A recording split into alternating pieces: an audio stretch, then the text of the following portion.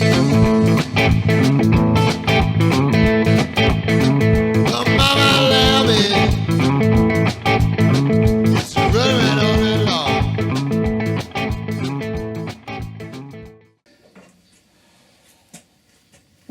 ho, ho, ho, ho.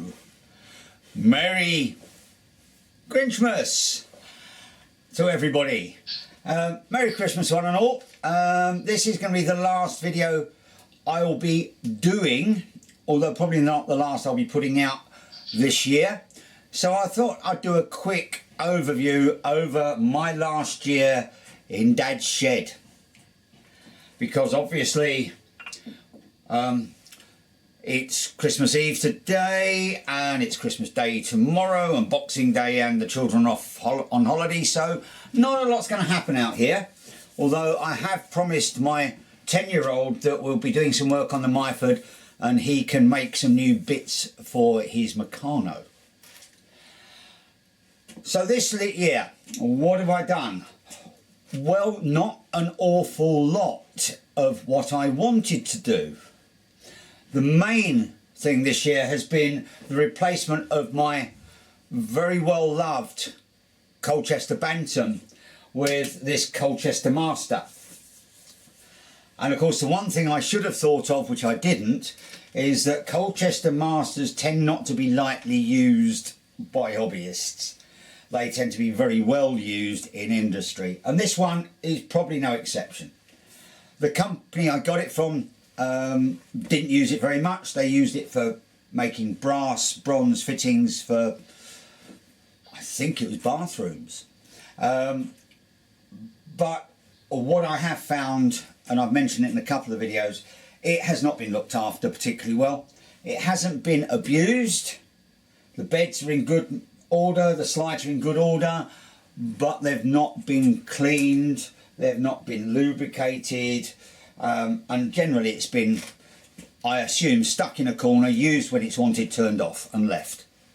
And there's a few little things with this which I've still got to get sorted out.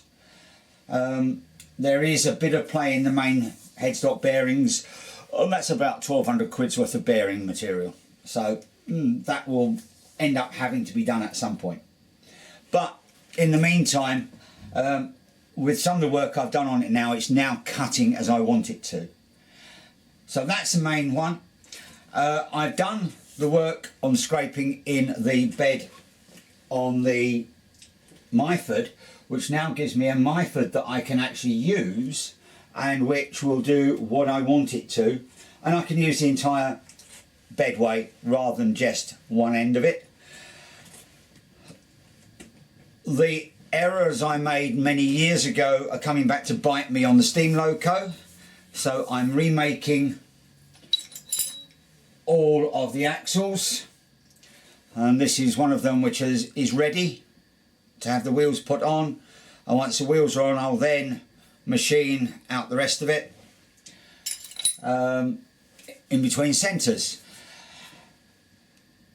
The main thing, my main focus for next year, I hope, is to get my vertical head finished for the mill to give me a slow speed, higher capacity vertical head. There's not an awful lot needs doing, but getting this up and running was probably the most important part of that. Now, this is now doing more or less what I want it to. It's turning parallel. Chuck's still not quite right, and I need to have a little bit more of a play with that, but it's very close now. One of the things I have found, and I want to do some very careful measurement, is that my nice new ER40 collet chuck that goes on there isn't particularly accurate. I've got it so that it spins accurately, but it does seem to be at a slight angle to the nose of the headstock. So it's sort of sticking out and going round in circles.